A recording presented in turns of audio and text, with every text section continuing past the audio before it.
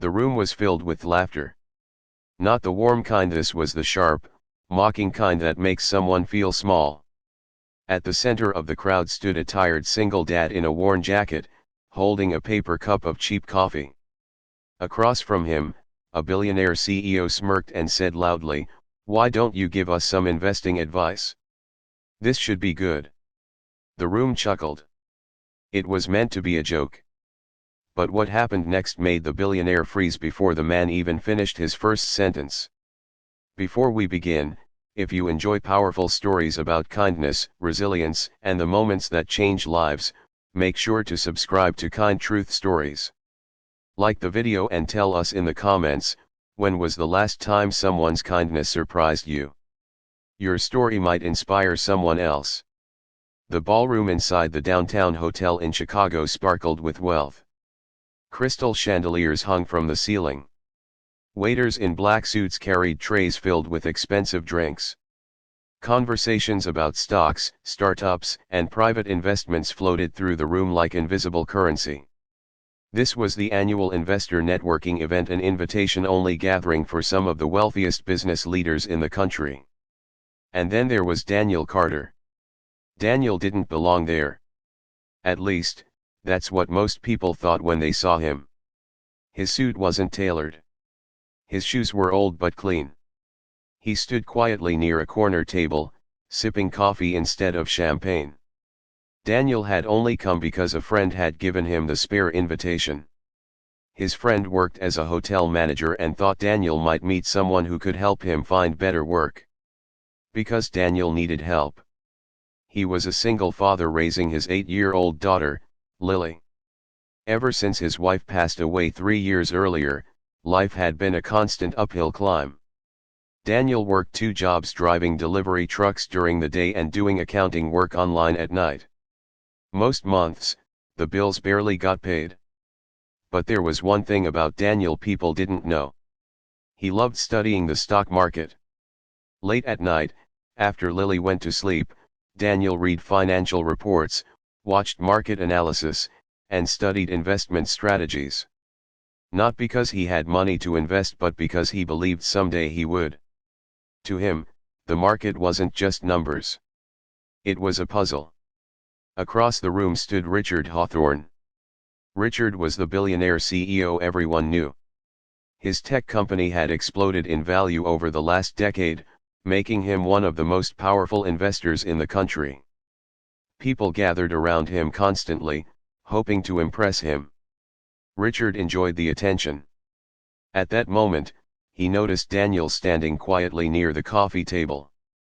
Richard looked him up and down and smirked. He leaned toward the group around him and said loudly enough for Daniel to hear, "Looks like we've got a new investor tonight." A few people turned. Daniel shifted awkwardly. Richard walked over, his expensive shoes clicking on the marble floor. "So," Richard said with a grin, "what's your portfolio look like?" A few people laughed softly. Daniel hesitated. "I actually don't have one." That made the group laugh louder. "No investments?" Richard said dramatically. "Then what brings you to an investor event?" Daniel took a breath. "I study the market. I just don't have the money to invest yet." Someone in the crowd chuckled. Richard folded his arms. "Well, this should be interesting." He raised his voice so more people could hear. "Ladies and gentlemen," Richard announced, "let's hear some investment advice from our mystery market expert here." The group burst into laughter. Daniel's face warmed. He knew he was being mocked. For a moment, he thought about walking away. But then he remembered Lily. He remembered how she told her classmates proudly that her dad was the smartest person she knew. So Daniel stayed. Richard leaned casually against a table. "Go ahead," he said. "Give us your best tip." The room quieted slightly, waiting for the joke. Daniel looked around the room. Then he spoke. "If I had money to invest right now," he said calmly, "I'd be looking at small renewable energy companies." Richard raised an eyebrow. Daniel continued. specifically companies building battery storage systems for solar grids. The demand for energy storage is about to explode in the next 5 years. Some people shifted. The laughter faded. Daniel went on. The real opportunity isn't in solar panels anymore. It's in solving the storage problem. Whoever solves that wins the next energy market. Richard's smile faded slightly. Daniel took another sip of coffee. There's a small company in Colorado developing modular grid batteries. Their patents are being ignored right now because they're not profitable yet. But if they scale production. Daniel paused. They could be worth 10 times their current value within 5 years. The room had gone completely silent. Richard stared at him. What's the company? He asked. Daniel answered. Several people immediately pulled out their phones. Richard's expression slowly changed. Interesting, he muttered. Daniel shrugged slightly. Just something I noticed. One of the investors nearby suddenly said, "Wait. I've heard of that company." Another voice added, "They just secured a government pilot program last month." Richard looked back at Daniel. "You said you don't invest." Daniel shook his head. "I can't afford to." Richard crossed his arms, studying him more carefully now. "No finance degree?" he asked. "No. Work on Wall Street?" Daniel smiled faintly. "Delivery driver." A few people exchanged glances. Richard leaned closer. "So how exactly did a delivery driver figure this out?" Daniel hesitated. Then he answered honestly. "I read." He shrugged again. "Every night." The room stayed quiet. For the first time that evening, Richard wasn't smiling. He wasn't laughing. He was thinking. After a moment, Richard asked something no one expected. "What would you do," he said slowly, "if you had $10 million to invest?" Daniel blinked. The question wasn't a joke anymore. He thought for a moment. Then he answered. "I'd invest most of it in stable index funds to protect the capital." A few investors nodded quietly.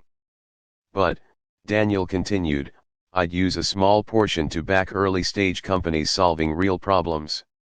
Energy storage, water purification, agricultural technology." Richard's eyes narrowed slightly. "Why those?" Daniel looked around the room. "Because those industries don't just make money." He paused. "They make the world better." The room fell silent again. Richard suddenly laughed, but this time it wasn't mocking. It was surprised. "Well," he said, "I didn't see that coming." He reached into his pocket and pulled out a business card. Then he handed it to Daniel.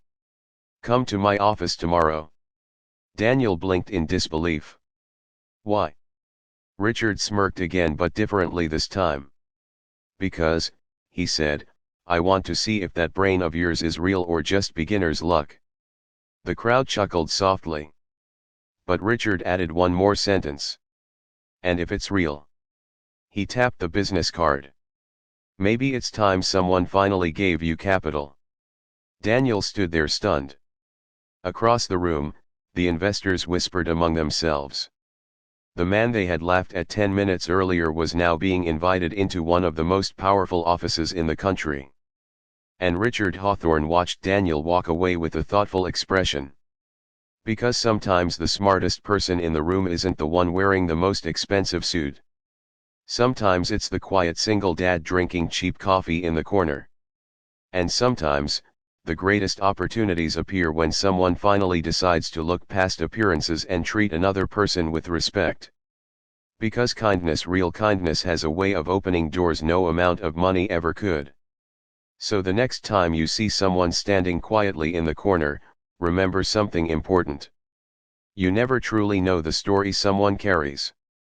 You never know the talent they're hiding. And one moment of kindness, one moment of giving someone a chance, might just change a life forever. If this story touched your heart, share it with someone who believes in the power of kindness. And don't forget to subscribe to Kind Truth Stories for more inspiring stories that remind us how powerful simple kindness can be. Because in a world that often laughs first, the people who choose kindness are the ones who change everything.